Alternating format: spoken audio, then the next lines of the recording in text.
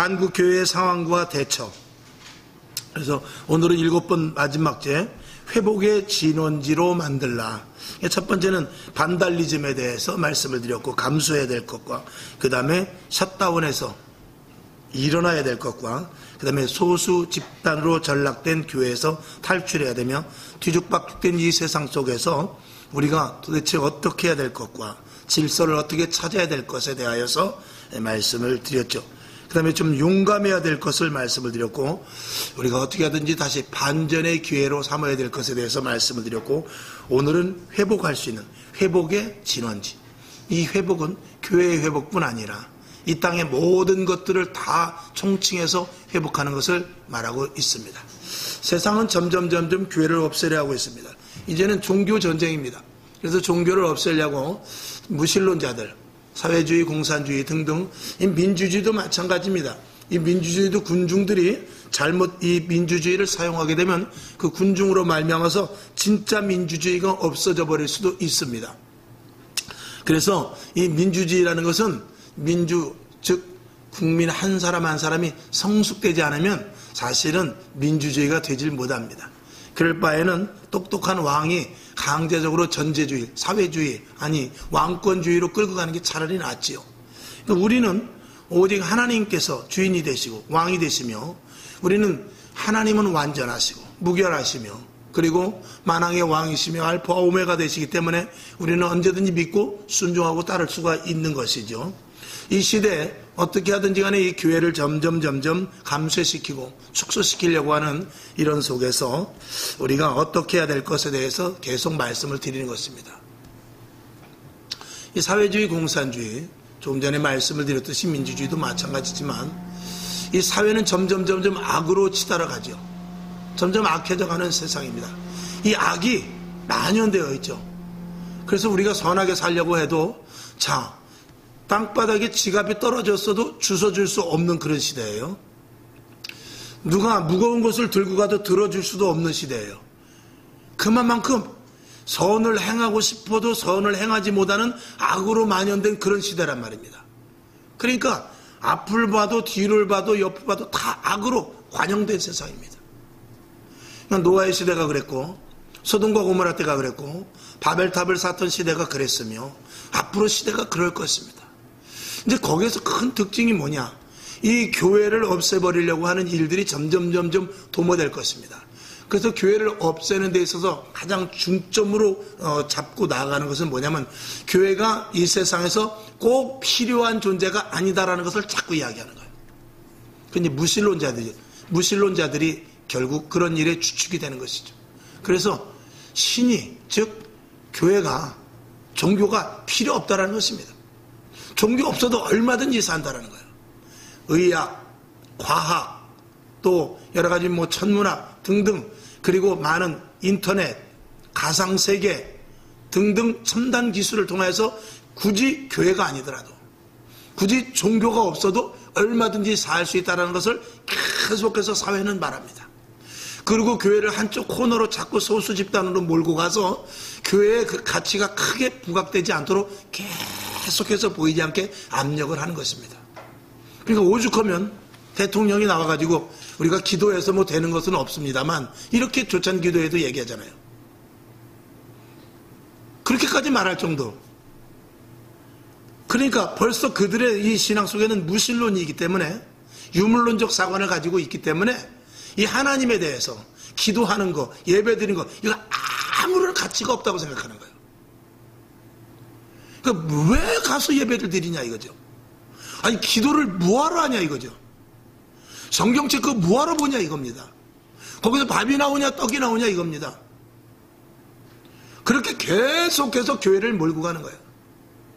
그런데다가 또 기적이 또 표적이 나타나는 것도 아니고, 우리는 또 고난 가운데 있고, 그러면 점점 핍박이 가해지면서 예수 믿어도 별 볼 일 없더라, 교회 다니는 사람들도 악을 행하더라, 등등으로 시작해서 점점 교회를 코너로 몰고 와서 그 사회적 분위기가 교회는 그다지 필요한 존재가 아니다 라는 것으로 계속 몰고 가는 그런 시대가 마지막 시대입니다.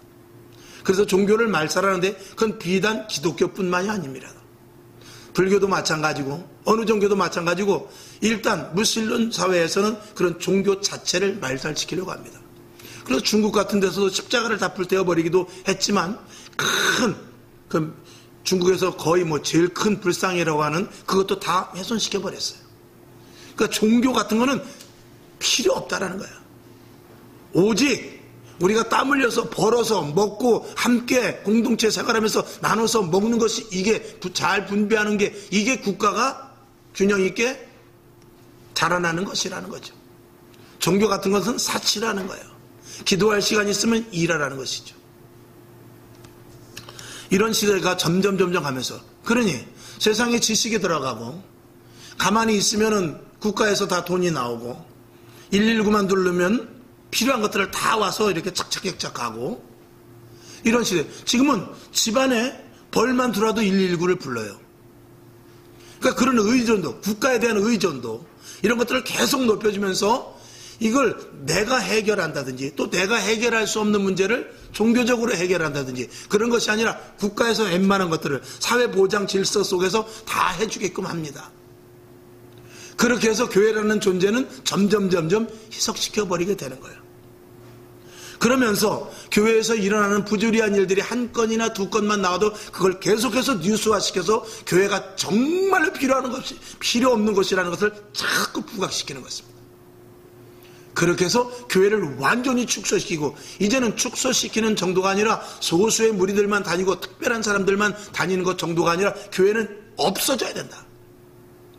교회는 사회 악이다. 교회 다니는 예를 들어 교회 다니는 것들 교회는 세금도 안 내고 등등으로 시작해서 이렇게 겉 포장만 아주 착한 척하면서 실질적으로 나쁜 짓 다 하면서 이렇게 자꾸 프레임을 만들어가는 게 마지막 시대에 돼가는 일들입니다. 그런 속에서 저와 여러분 어떻게 살아나겠어요? 여러분 당장 믿지 않는 사람들하고 대화해 보십시오. 믿지 않는 사람들의 말에 우리 믿는 사람들이 지게 돼 있어요. 왜? 세상의 전체가 다 그렇게 돼 있기 때문에. 그래서 말싸움하면은 이길 수가 없습니다. 그러니까 우리가 할 수 있는 것은 뭐냐? 믿어봐야 안다는 것이죠. 그것만밖에는 우리는 할 수 없는 것입니다. 그러니까 첫째는 내 자신이 확고한 신앙이 없으면은요 자꾸 믿음이 흔들릴 수밖에 없고 세상 사람들을 상대하기가 두려워지게 됩니다. 그리고 두 번째로는 내 자신의 믿음과 신앙이 확실하지 않으면 차라리 그들하고 이야기하지 않는 것이 좋습니다. 또 그 다음으로는 그들과 이야기해서 확실한 증거를 보여줄 수 있는 말씀에 능통하고 단 한마디의 말씀이라 할지라도 내가 받은 증거로 말미암아서 그들을 누를 수 있는 영적인 힘이 있어야 돼요. 그렇지 않으면 우리의 신앙생활은 언제든지 코너에 몰릴 수밖에 없습니다. 자, 당정도 어제도 제가 우스운 이야기를 했습니다만 지금 오늘도 아마 교회에 굉장히 많이 와서 딱지 붙이고 이렇게 고발 조치하고 그랬을 거예요. 그러면 저는 슬그머니 그런 생각이 들더라고요. 어제 차에서도 잠깐 얘기했지만 만약에 우리 교회가 성도가 10,000명이다. 그러면은 와서 구청에서 만약에 와가지고 경고 조치하고 가면은 오늘부터 여러분 구청에 가서 구청 직원들 나오는 사람 아주 끝까지 쫓아가가지고 2명 이상 만나나 안 만나 보면서 계속 고발하십시오. 여러분 만약에 대형교회 전 교인들이 다 그렇게 하면요 구청 남아나지 못해요. 시청 사람들 두 손 들고 말 거예요. 근데 우리는 그렇게 할 수 없어요. 그걸 노리는 거예요. 그들은 그렇게 할 수 있는 나름대로 사회적인 어떤 분위기 속에서의 만연되어 있는 악이라고 할까요? 그런 어떤 분위기가 되어 있어서 그들은 마음대로 할 수 있지만 우리는 하나님 안에서 악을 악으로 처단할 수 없고 그리고 하나님의 말씀 안에서 그런 일들이 우리 양심상 신앙 양심상 할 수 없는 일이기 때문에 그런 일은 할 수가 없는 것이죠. 이것이 우리 믿는 자들이 코너에 몰릴 수밖에 없는 그런 일들입니다. 주먹으로 한 대 때린다고 같이 때리면 제3자가 볼 때는 그래도 교회 다니는 사람이 어떻게 해야죠? 참아야죠. 이렇게 말이 나와요. 그리고 참지 않고 똑같이 했을 때는 그러니까 교회 다니는 사람이 더 나쁘다니까 계속해서 이렇게 몰고 가서 교회는 점점 축소화시키고 교회는 점점 나쁜 집단이고 교회는 이 세상에서 없어야 될 부분이고 자꾸 그런 것들을 사회 분위기로 만들어가는 거예요. 그게 마지막 시대에 이 교회를 조이는 일들입니다. 여러분 신앙생활 정말 철저하게 해야 돼요. 똑똑하게 해서 확실한 증거. 오늘 낮에도 말씀을 드렸습니다만 여호수아와 갈렙과 같이 하나님을 온전히 믿지 않고서는, 하나님을 완전하게 믿지 않고서는, 하나님을 분명하게 믿지 않고서는요, 신앙생활에 내 자신도 나에게 정말 그런가 하고 회의를 느낄 수도 있는 그런 약한 믿음자가 될 수도 있다는 것입니다. 한 번에 우리의 믿음이 약해지는 게 아니에요. 이래서 한 번 빠지고 저래서 한 번 빠지고, 이래서 한 번 뒤로 물러나고 저래서 한 번 뒤로 물러나고. 여러분, 배가 있습니다. 배는 반드시 물에서 다녀야 되지만 배에 물이 들어오면 그건 큰일 나는 거예요. 근데 배는 정박하고 있으면 안 돼요. 반드시 항해를 해야 돼요. 그게 배의 목적이에요. 물건을 싣고 한국 부산에서 뉴욕으로 가든지 아니면 저 파나마로 가든지 저 이란에 가서 기름을 싣고 오든지 반드시 나가야 되는데 배에 물이 들어갔다간 큰일 나는 거예요. 그럼 배의 가치는 떨어져 버리는 것입니다. 그러니까 우리는 세상 사람들이 저렇게 한다고, 세상에서 이렇게 한다고 해서 그들과 같이 짝짝꿍 한다든지 아니면 그들과 같이 함께 충돌을 한다든지 하면은요, 배에 물이 들어오는 것 같이 자칫하면 자충수를 둘 수가 있단 말입니다. 그래서 예수님은 십자가에서 뛰어내리실 수도 있었고, 십자가를 안 지실 수도 있고, 그리고 위에서부터 12영이 내려서 모든 로마의 군사들을 다 벼락을 때리든지 아니면 한 일거에 즉사시킬 수도 있지만 예수님은 그렇게 하지 않으셨어요. 그들이 하는 그대로 그냥 당하셨어요.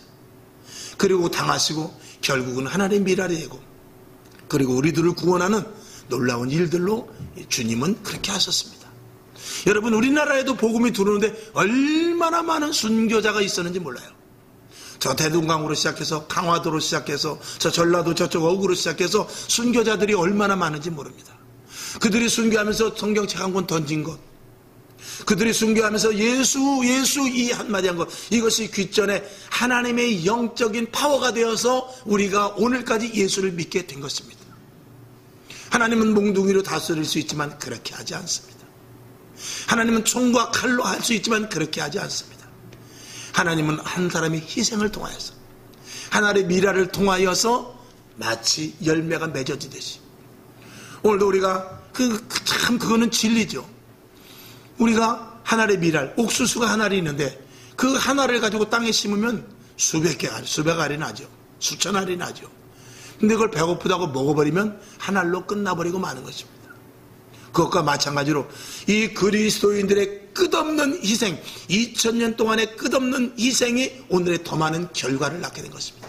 여러분, 자녀를 위해서 죽어야 돼요. 남편을 위해서 죽어야 돼요. 이웃을 위해서 죽어야 되고요.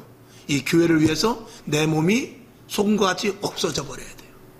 그러면 하나님은 영광을 받으시고 교회는 부흥되고 가정은 살아나고 믿지 않는 자들은 예수를 믿게 되는 거예요. 그래서 예수를 믿을 때 제일 먼저 하는 것이 세례예요. 나는 죽었다. 이것으로 시작되는 것이죠. 오늘 여러분, 단단한 마음을 가지고 신앙생활 마지막 시대에 잘할 수 있도록 주님의 이름으로 축원합니다. 교회의 입지는 점점 좁아집니다. 그렇지만 점점 작은 알갱이라도 강한 것과 마찬가지로 다이아몬드가 강하듯이, 그래서 큰 쇳덩어리보다도 그 다이아몬드로 그 쇠를 자르듯이 여러분에게 강한 다이아몬드와 같은 그런 큰 강력한 믿음자들이 될 수 있기를 주님의 이름으로 축원합니다. 그래서 우리가 이제 교회는 어찌하든지 간에 회복의 원산지로 삼아야 됩니다. 회복의 진원지, 회복의 원자리로 삼아야 되는데 이 세상은 점점 악해져 갑니다. 이제 다 타락할 거예요. 벌써 타락이 됐죠. 여러분, 공무원들은 얼마나 타락했습니까? 뭐 요번에 주택공사 같은 거 아주 철저하게 썩었죠. 그러면 가장 깨끗한 데가 지금 어디 있습니까? 없습니다. 다 부조리가 아니면 일을 할 수가 없는 그런 시대예요. 그나마 교회에서도 부조리가 있으면 안 되죠. 교회는 가장 깨끗하고 정결하며 거룩하고 성실하고 진리에 바로 서고, 그리고 교인들은 믿을 수 있다는 이런 트레이드 마크를 저와 여러분이 가질 수 있어야 돼요. 그래서 저 사람 교회 다니는데 그 사람과 내가 거래를 해야 되겠다, 이렇게 해야 된다는 것이죠.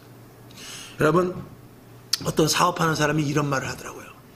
저는 절대로 큰 사업을 하시는 분이에요. 건설을 하는 분인데 건설을 하시는 분인데, 저는 내가 아파트를 짓는다든지 아니면 도로를 놓는다든지 할 때 이 파트너를 절대 예수 믿는 사람하고 안 합니다. 그래요. 왜요? 예수 안 믿는 사람하고 해야지, 예수 믿는 사람하고 하면은 이 일이 항상 빵꾸가 난다는 거예요.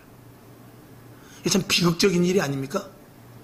근데 왜 그렇죠? 그랬더니 예수 믿는 사람하고 일을 하잖아요. 만약에 제가 그 사장이고 우리 여기 이제 우리 딸이 만약에 이제 파트너라고 하면은 예수 믿는 사람이 오면은요, 그 사람이 와서 나를 도와주는 거로 착각한다는 거예요. 제가 장로님을 도와드리죠. 최선을 다하겠습니다. 도와주는 걸로 생각하고 일을 한다는 거예요. 근데 믿지 않는 사람은 와서 어떻게 하느냐? 저 장로님이 나를 도와주고 있다 이렇게 생각하고 일한다는 거예요. 이해가 가십니까? 그래서 벌써 생각 자체가 틀리다는 거예요. 그렇기 때문에 믿지 않는 사람들하고 일하면 일을 얼마나 잘하는지 모른대요. 왜? 내가 그를 도와주고 있기 때문에. 근데 예수 믿는 사람은 그게 아니라는 것입니다. 내가 이 사람을, 장로님을 도와주고 있다 이렇게 말한다는 거예요. 그럴 수 있겠죠? 그럴 수 있단 말입니다. 그래서 절대 예수 믿는 사람하고 같이 파트너로 일을 안 한다는 거예요. 참 이게 비극적인 이야기 아닙니까? 그 정도면 벌써 우리 기독교, 예수 믿는 사람들이 얼마만큼 타락됐다는 것을 반증하는 이야기 아니겠습니까? 우리도 마찬가지입니다. 우리가 예수를 믿어주는 사람이 있어요. 하나님, 내가 지금 믿어드릴게요. 말로는 기도하고 간구하고 하나님 이것 좀 해주세요 그러지만 손 배짱이죠. 배짱이죠. 안 해주면 오늘이라도 나는 갑니다 이거죠. 이런 식으로 예수 믿는 사람들이 지금 이때 얼마나 많습니까? 그러니까 오늘도 큰 교회들이 텅텅 빈 이유가, 특별히 30, 40대가 엄청나게 비었는데 교회에 대해서 큰 필요가 없었다는 것입니다. 와서 찬양하고 율동하고 드럼 치고 기타 치고 그랬지만 그게 전부였던 거예요. 거기에서 큰 은혜를 받았다고 말하지만 그 은혜가 다 어디로 갔냐 말입니다. 그냥 즐기고 그 당시에 앉아서 잠깐 이야기 나누면서 친교하고, 그리고 그저 자기의 그 어떤 감정, 흥을 돋우는 거기에까지만 머물렀지, 예수 그리스도의 보혈의 피와 영원한 천국과 이 땅의 것이 아니라 영원한 천국을 갈 우리의 영혼이 살아야 되겠다는 그런 간절함이 그 속에 없었기 때문에 그런 거예요. 그러니까 언제라도 상황만 급박하게, 상황만 반전된다면 나는 교회에 나오지 않을 수 있다는 그런 마음이 이 속에 있었던 거예요. 물론 이런 일이 생길 줄은 몰랐죠. 그러나 이런 일이 생겼어도 교회에 나와야죠. 그래야 이게 진짜 백이 아닙니까? 찬양을 하면서 손을 들고 눈물을 흘리면서 했던 그 마이크 싱어자들이 다 어디 갔냐 말입니다. 다 어디 갔어? 없어요. 그저 노인네들 몇 명만 모여서 예배드리는 그런 교회들이 다 되고 말았어요. 그러니 나이 드신 분들의 그 믿음이 그 속에 녹아 있는 거예요. 오히려 하나님 볼 때 정말 어떤 게 진짜 믿음인가, 이거를 가늠할 수 있는 것 아니겠습니까? 그래서 오늘 여기 회복의 진원지로 만들라. 사라질 것인가? 뭐가 사라지죠? 교회가 사라질 것인가? 믿음 생활하는 사람들이 사라질 것인가? 아니면 회복의 진원지가 될 것인가? 교회가 정신 차려야 된다 그 말입니다. 본질을 잘 우리가 놓치지 말아야 된다는 것이죠. 자, 그래서 우리 교회가 먼저 시작을 해야 되겠다라는 그런 여기다 이렇게 서두에 글을 써놨습니다만, 과연 먼저 할 수 있을까요? 아니, 해야죠. 작지만 작은 벽돌 하나라도 쌓아야죠. 그렇죠? 마치 이제 비유는 좀 그렇습니다만, 옛날에 시골길 같은 데 가다 보면은 돌 하나씩 이렇게 돌무덤 해놓은 거 있어요. 나는 가면서 하나만 올려놓지만 지나가는 사람들이 계속 하나만 올려도 돌탑이 큰 것을 보았을 것입니다. 여러분이 하는 일이 작은 일이라 할지라도 내가 예배 착실히 드리고, 내가 하루 저녁 와서 기도하는 것, 내가 와서 헌신하고, 내가 교회에 마음을 두고 있는 것, 이게 조그만 것들이 하나하나가 모여서 든든하고 견고한 교회가 된다는 사실을 여러분 믿으시기를 주님의 이름으로 축원합니다. 그래서 오늘 비록 소수의 무리가 이 자리에 앉아있다 할지라도 여러분이 든든한 차돌과 같이, 아멘, 그리고 벽돌 한 장이 되어서 큰 집이 아니면 어때요? 작은 집이라도 폭풍우와 비바람에 견딜 수 있는 집이 그게 진짜 집이지. 계속 제가 중국 이야기를 합니다만 엊그제도 중국을 보니까 그 중국 아파트의 그 벽이 종이장과 같이 벽이 그냥 쭉 찢어져 나가더라고요. 아파트인데. 순재 부실로 지었기 때문에 그렇죠. 종이축 바깥에 이렇게 미장을 한 건지 거기 아니면은 타이로를 붙여놓은지 그게 그냥 주르륵 종이축 말려서 쭉 떨어져 버리더라고요. 그러니까 그런 큰 집은 소용없습니다. 작더라도 비바람이 불어도 폭우가 쳐도 끄떡없는 그런 집을 만들어야 되죠. 저와 여러분이 단단한 다이아몬드와 같이 강하기를 원합니다. 우리 교회 성도 한 사람 한 사람이 모여서 우리 교회가 든든하고도 단단한 집이 될 수 있기를 주님의 이름으로 축원합니다. 그래서 우리 교회가 먼저 시작한다라는 그런 마음이죠. 그래서 생각을 바꿔야 되는데 생각의 중심을 이동해야 되는데 어떻게 이동하느냐? 우리 교회가 회복의 원산지가 진원지가 돼야 되겠다 하는 이런 마음을 여러분이 어쨌거나 작든지 크든지 가지라는 것입니다. 그래서 우리 교회를 여러분 자랑스럽게 여길 바랍니다. 예배 한번 드린 것에 대해서도 기쁨을 가지시기를 바랍니다. 내가 오늘 이 자리에 앉아있는 건 난 성공한 거다라는 것을 자부심을 가질 수 있기를 바라요. 그런 마음을 계속 여러분이 축적시킬 수 있기를 바랍니다. 그러면서 그런 일을 할 때 위기의식을 갖고 정말 죽느냐 사느냐 하나님의 비전의 메시지를 계속 드리면서 제가 계속해서 말씀을 드리잖아요. 제가 드리는 설교의 말씀, 여러분들이 성경을 보면서 믿음의 고난 속에서 이겨난 이들, 그런 이들을 항상 생각하고 머릿속에 되뇌이면서 위기의식을 갖고 신앙생활을 더욱더 철저히 할 수 있기를 바랍니다. 그 다음에 목회자와 성도들이 하나가 돼야 돼요. 같은 마음을 가져야 된단 말입니다. 나는 이 생각을 하는데 목사님 아무리 그래도 나는 안 되겠어요. 그러면 이게 죄송합니다. 도로함이 탑을 되는 거예요. 그러면 안 되고 알겠습니다. 목사님 저도 할 수 있는 데까지 하겠습니다. 그리고 나는 약하지만 하나님 목사님 저를 위해서 기도해 주시고 그리고 저는 목사님을 위해서 기도하고 또 그리고 매일 집에서든지 교회에서든지 기도하겠습니다. 기도해야 하나님이 힘주시겠죠. 이런 마음을 저와 여러분이 분명히 가질 수 있기를 바랍니다. 그래서 반드시 교회에서 그런 일들이 폭발적으로 일어나서 우리 교회뿐만이 아니라 만약에 오늘 저와 같은 이런 설교가 전국 방방곡곡에서 똑같이 메시지로 나간다면 얼마나 좋을까요? 그렇지 않습니까? 이런 비슷한 설교가 물론 이런 비슷한 설교를 하는 교회가 오늘 많을 거예요.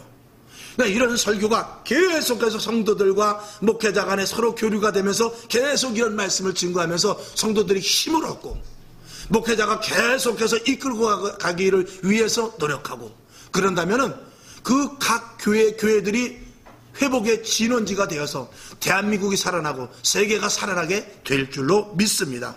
그래서 계속해서 반복해서 이런 비슷한 제가 저녁 시간에 주일 낮에는 일반적인 설교 복음의 설교를 하지만 주일 저녁 수요일 때 이 어려운 설교를 하는 것은 계속해서 반복해서 하는 것은 여러분들이 머릿속에 각인이 되어서 시대가 어떻고 그리스도인의 가치가 무엇이며 교회를 어떻게 신앙생활해야 될 것인가 이런 것들을 조금이라도 더 머릿속에 심령 속에 심어지기 위해서 제가 이 어려운 것을 하는 것입니다. 여러분 다 흘려 듣더라도 한마디만 들어도 어디예요? 그러면 10시간 들으면 10마디라도 들어서 마음속에 또 성전문을 열고 할 때 다 잊어버린다 할지라도 딴 건 다 잊어버려도 예수 잘 믿어야 되겠어? 이 생각 하나만 남아도 된단 말이죠. 이런 생각을 계속해서 우리 심령에 계속해서 차곡차곡 쌓아서 든든한 신앙자, 믿음자들이 되어야 될 것입니다. 그 다음에 포스트 팬데믹 모델 처치. 포스트 팬데믹 처치를 포스트라는 것은 이제 우편을 붙이는 것을 포스트라고도 하는데 그런 포스트가 아니라 무슨 뒤에 애프터와 비슷해요. 무슨 뒤에. 그래서 팬데믹은 이건 이제 유행병이란 영어잖아요. 그래서 유행병 뒤에, 유행병 후에 모델 교회가 되어야 되겠다. 지금 이 포스트 팬데믹, 이 코로나 사태 위에도 정말 모델 교회가 될 수 있을 정도로 세워져야 되겠다는 그런 의미의 이 글인 것입니다.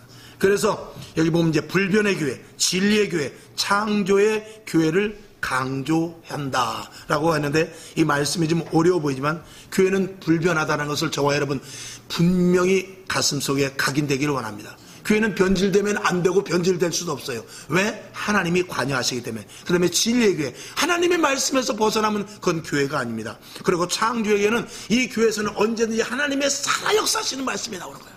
오늘도 사람의 생명을 살리는 말씀, 내가 침체되어 있다 할지라도 다시 살아나는 말씀, 위축되어 있다 할지라도 두려움을 없애는 그런 활력 있는 말씀, 이 말씀이 이 교회에서 나오는데 어디서 나오냐? 교회에서 나오는 것입니다.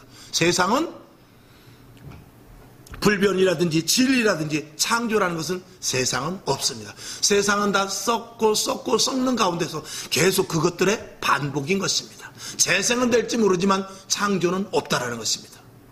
반드시 이 교회에서만 모든 것들이 창조된다는 것을 저와 여러분이 분명히 알기를 바랍니다.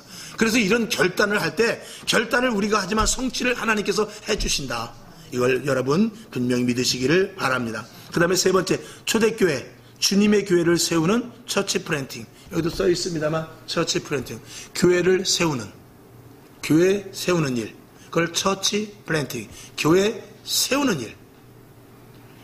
여러분 정말 초대교회와 같이, 사도행전 교회와 같이, 그리고 주님이 원하시는 마태복음 16장 18절의 그런 교회를 우리가 분명히 세워야 되는데 그것이 목표입니다. 항상 제가 말씀을 드리듯이 언제든지 모델은 원형으로 돌아가야 돼요. 그러니까 어떤 샘플을 하나 만들어서 이게 1000개 되고 10,000개 되면은 이 샘플하고 10,000개쯤 100,000개쯤 가게 되면 엉뚱한 게 나온단 말이죠. 그러니까 다시 와서 샘플을 보고 자로 재서 10cm가 맞나 50cm가 맞나 잘 보고 가서 또 물건을 만들어야지. 그냥 보고 만들면 10cm가 1m가 될 수도 있단 말입니다. 그것과 마찬가지로 언제든지 교회의 원 모델은 초대교회예요. 그리고 주님이 원하는 교회로 우리가 세워나가야 된다라는 것입니다. 그리고 이 세상은 교회가 없으면 아무것도 아님을 분명히 우리가 알려야 되고 우리가 알아야 됩니다. 이건 제가 귀에 아주 입이 닳도록 제가 말씀을 드리죠. 주님 오시는 그날까지 교회는 존재합니다. 왜? 주님 오시는 그날까지 죽어져가는 영혼 한 영혼 한 하나님께서 한 영혼 한 영혼 택한 영혼들을 구원해내야 되기 때문에 그래요. 그것은 마치 우편에 있는 강도가 구원을 받듯이 오늘 지금 오신다 할지라도 오늘 오시기 막 직전까지라도 구원받을 영혼이 있다라는 사실을 우리는 입각해야 되고, 주님은 그것을 예표로 해서 십자가에 못 박혀 돌아가시기 직전에도 죽어져가는 영혼, 그 우편에 있는 강도를 구원했습니다. 그러니 주님 오시는 그날까지 교회가 없어진다? 절대로 그러려고. 교회가 없어지면 그때 종말이 오는 것입니다. 여러분, 교회가 그만큼 가치 있고 엄청난 존재라는 것을 저와 여러분이 분명히 알아야 될 것이죠. 그래서 교회는 생명이며 전부이며 반드시 교회는 이 땅에 있어야 할 가장 중요한 존재임을 저와 여러분이 알고 알려야 되는 것입니다.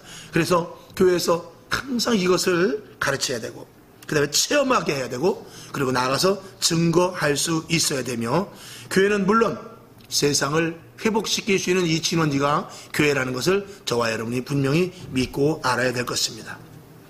그러기 위해서 밑에 구체적으로 하나님의 언어를 사용하라. 하나님의 언어를 사용하라.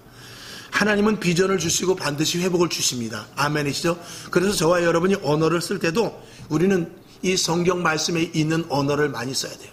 그래서 은혜, 예를 들어서 은혜, 축복, 영생, 구원, 거룩, 능력, 그리고 권세, 이런 단어들을 여러분들이 많이 쓰고, 할 수 있다, 이런 단어들을 많이 쓰시면서 하나님이 도와주신다, 붙잡아 주신다, 영원히 함께 하신다, 이런 단어들을 여러분들이 많이 쓰시길 바랍니다. 주님은 나와 함께 하신다, 오늘도 나를 도우신다, 내 오른팔을 붙잡고 계신다, 내 발걸음까지 세신다, 머리카락 하나까지 세신다, 나의 생각을 아신다, 나의 앞길을 인도하신다, 이런 말을 여러분들이 기도하면서 계속 생각 가운데 계속 많이 쓸 수 있기를 주님의 이름으로 축원합니다. 그래서 코로나 위기 속에서도 할 일이 있는 교회가 있고 할 일이 없는 교회가 있습니다. 우리 교회는 저는 할 일이 많아요. 저는 설교할 것도 많고, 그리고 여러분들이 해야 될, 특히 전도도 많이 해야 되고 기도도 많이 해야 되고, 우리가 다른 행사 수련회를 못 간다 할지라도 그럼에도 불구하고 더 기도해야 되고, 더 말씀을, 예배 시간도 저는 마음 같아도 더 아주 늘렸으면 좋겠어요. 그래서 한 번이라도 나와서 예배 드릴 수 있도록 이렇게 예배 시간, 기도 시간 늘리고 새벽으로 밤으로 해서 저는 아주 요즘 설교 준비하기가 너무나 바빠요. 그러나 한가한 교회도 왜 없겠습니까? 있죠.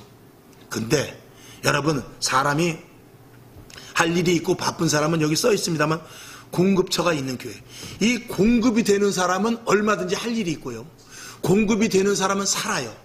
그리고 공급이 되는 사람은 자기의 앞길을 개척해 나갈 수가 있습니다. 근데 공급이 딱 끊어지면은요, 아무것도 못합니다. 어떡하지? 내가 무엇을 해야 되지? 지금 어디로 가야 되지? 이 공급이 끊어지게 되면 큰일 나거든요. 그러니까 공급원이 뭐였습니까? 예배, 기도, 말씀 아닙니까? 예배, 기도, 말씀이 첫 번째로 끊어지게 되면 모든 공급은 끊어지게 됩니다. 그러면 교회는 할 일이 없어요. 그러니까 예배, 기도, 말씀을 계속해서 선포하고 또 보고 기도하고 또 그리고 응답 받으면서 그리고 계속해서 예배 드리고 예배를 더 뜨겁게, 예배를 강하게, 예배 속에서 마음이 뜨거워지고 분명히 하나님 살아계신 증거를 날마다 맛보는 그런 일들이 있어서 위로부터 하늘에 신령한 것들이 공급될 때, 그런 것들이 공급된다면 우리는 할 일이 저절로 있게 되는 것입니다. 그 교회는 성령의 역사로 말미암아 뜨거운 교회가 될 줄로 믿습니다. 아멘이시죠? 자, 뒤에 말씀을 한번 보고 말씀을 마치죠.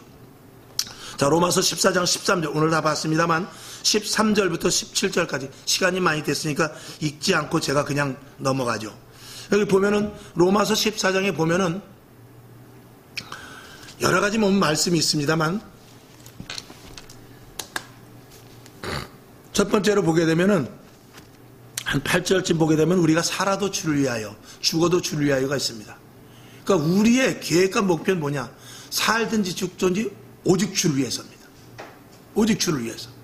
오늘 여기 본문도 보니까 서로 판단하지 말고 도리어 부딪힐 것이나 거칠 것으로 형제 앞에 두지 마라. 그러니까 형제들에게 함부로 판단해서 형제들 앞에 거칠 것이 있게 하지 말라는 것입니다. 그 다음에 14절에도 보면 무엇이든지 스스로 속된 것이 없으면 다만 속되게 여기는 그 사람이 속되느니라. 함부로 판단하지 말고 함부로 좋다 안 좋다 이런 것도 함부로 말하지 말라라는 것입니다. 그 다음에 15절에 보면 식물 때문에 그리스도께서 대신하여 죽으신 형제를 내 식물 때문에 망치게 하지 말라. 여기 보면 예를 들어서 뭐 이런 일이 있을 수 있죠. 만약에 목회자가 술을 먹었다. 그러면 그걸 안 들켰으면 괜찮은데, 안 들켜도 물론 안 되지만, 안 먹으면 안 되지만, 만약에 들켰다. 그러면 그거 하나 들키는 것으로 말미암아서 많은 사람이 시험에 들 거예요. 또 내가 신앙생활 하는 데 있어도 그거 돈 1,000원 때문에, 혹은 그거 1시간 때문에 예수 잘 믿으려고 하는 그 사람을 실족하게 해서는 안 된다 그 말입니다. 여기 식물이라고 나왔지만 먹는 것 때문에 사람이 실족되게 하지 말라는 그런 뜻인데, 먹는 것뿐만이 아니라 그건 내가 돈 1,000원 때문에 그 조금 손해보지 못해가지고 옆에 사람이 시험 들게 한다든지 예수 그리스도를 배반하고 시험 들어 떠나게 하는 그런 일을 하지 말라는 것입니다. 이해가 가시죠? 그 다음에 16절에 보면 너희의 선한 것이 비방받지 않게 하라. 우리는 잘했다고 하는데 세상 사람 들어올 때 아니다 하는 일은 하지 말라는 것입니다. 그것이 분명히 하나님의 일로서 하나님이 기뻐하시는 일이기 때문에 생명을 걸고 하는 일이라면 우리가 해야 돼요. 그런데 이것이 내 유익 때문에, 좋은 일이긴 하지만 내 유익 때문에 해서 세상 사람들에게 비판을 받아서는 안 된다는 것입니다. 그러니까 때로는 우리가 하나님의 일을 하면서도 세상 사람들에게 너무나 어떻게 시험 드는 일이 예를 들어서 있을 수 있을 것입니다. 만약에 지금 저는 그것을 좋다 나쁘다 말하지는 않겠어요. 여러분들의 판단에 맡깁니다. 전철에 들어가서 막 떠들면서 메가폰을 들고 예수 믿으면 천국 갑니다.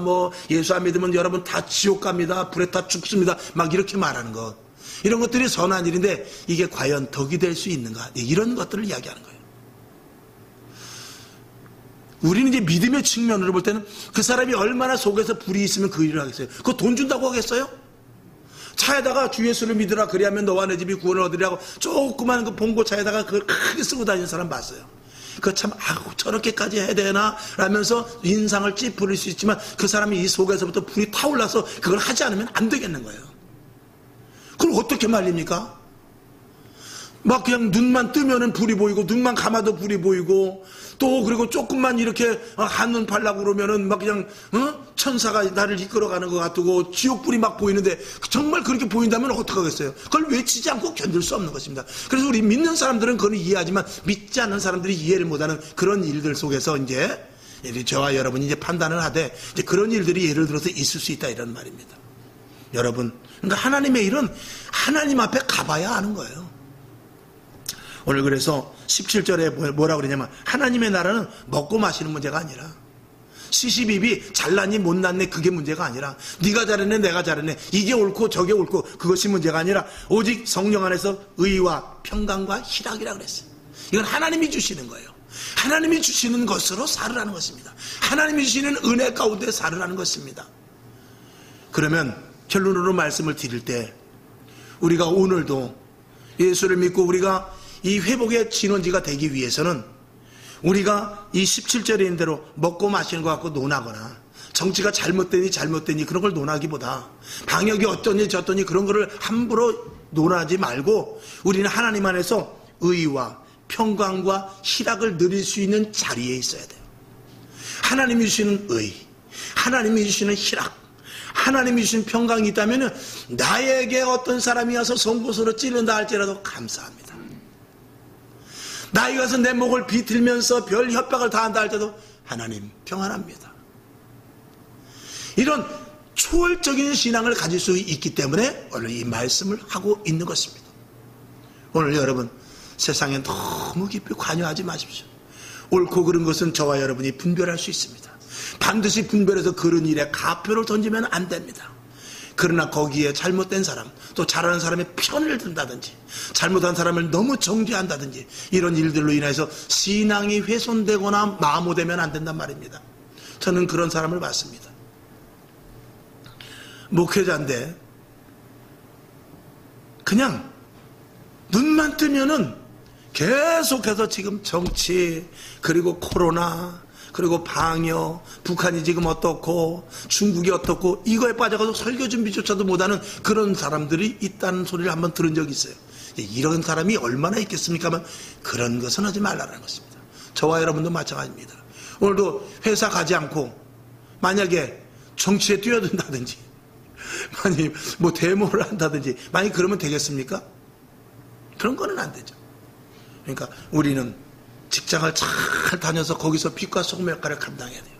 학교 가서 공부 열심히 해야 됩니다. 사업장에 들어가서 최선을 다해서 손님 맞이해야 돼요. 그러면서 어떤 것이 옳고 어떤 것이 그런지 그리고 나에게 직접적으로 그 일들이 다가왔을 때는 아니다라고 딱 거부할 수 있는 그런 멋진 저와 여러분이 되어야 될 것입니다.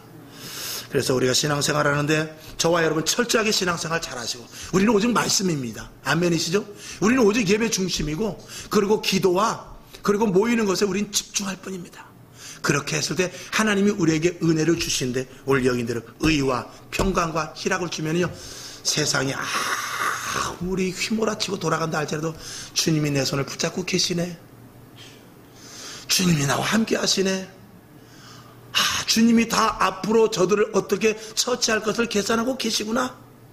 이런 것들을 다 보면서 하나님 나는 세상 말로 너나 잘하세요 하고 내가 지금 주님 앞에 부족한 것이 있는가, 내가 하나님 앞에 딸리는 믿음으로 딸리는 부분이 있는가, 이런 것들을 날마다 점검하면서 더 깊은 은혜 속에 더 하나님의 말씀대로 살기를 원하고 더 하나님의 충만함 속에 들어갈 수 있을 줄로 믿습니다. 자, 말씀을 끝내기 전에 오늘 뒤에 보면 하나님의 나라와 그의 백성의 가치가 있습니다. 요건 읽고 끝나죠. 다음 시간에 하기로 하겠습니다. 자, 제가 1 하면 여러분들이 읽습니다. 하나님의 나라와 그의 백성의 가치 1. 2. 천국의 소망을 가진 자들이다. 3. 이 땅의 소망이 아니요 이 땅에서 복음을 전하는 자들이다. 4. 세상 지식의 의함이 아니요 성령의 인도하심을 받는 자들이다. 5. 예수의 이름을 가진 영적인 최고의 존재이다. 6.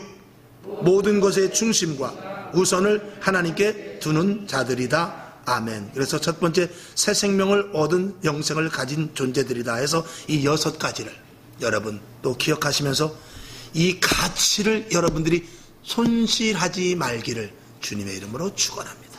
화평방송 구독, 좋아요 부탁드립니다. 감사합니다.